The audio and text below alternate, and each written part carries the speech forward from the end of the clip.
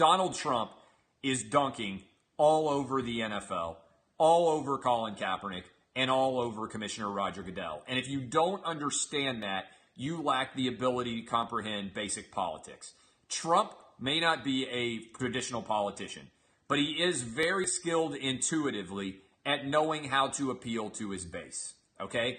In this story, what has happened is this. Virtually every supporter of Donald Trump agrees with him. Some supporters who are not Donald Trump people agree with him. The majority of American sports fans believe that NFL players should stand and show respect for the national anthem.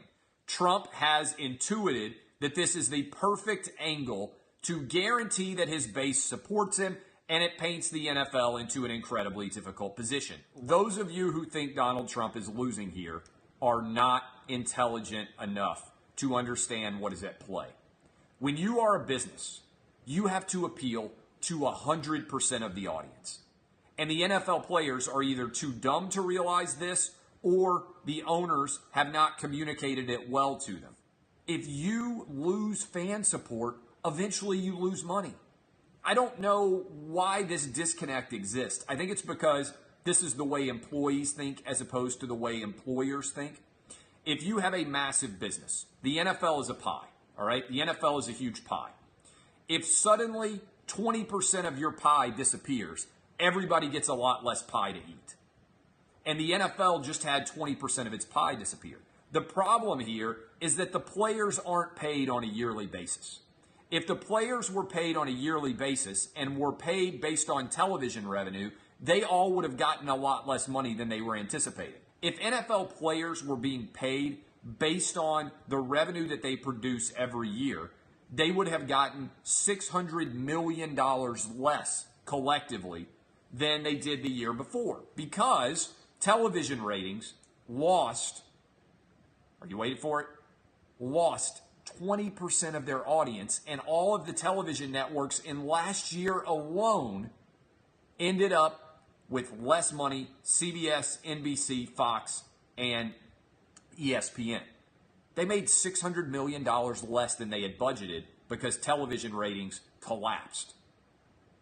What happens over time if the television ratings continue to collapse? Eventually, you make less money. And NFL players only have 3 or 4 year careers on average. They have created a mess for themselves that ultimately is going to end up costing them unless they change their drift here. Here's the other thing. This is a business.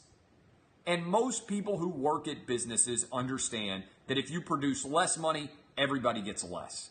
Players in pro sports are used to only making more money. What happens if the salary cap goes down? You ever think about that?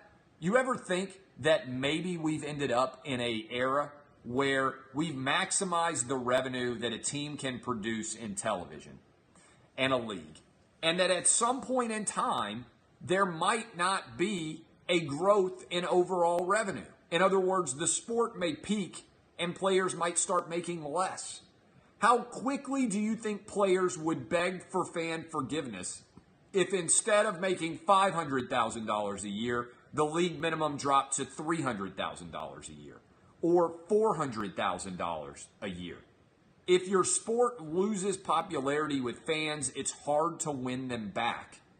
And if they leave, they may never come back, and you may never make that money off of them.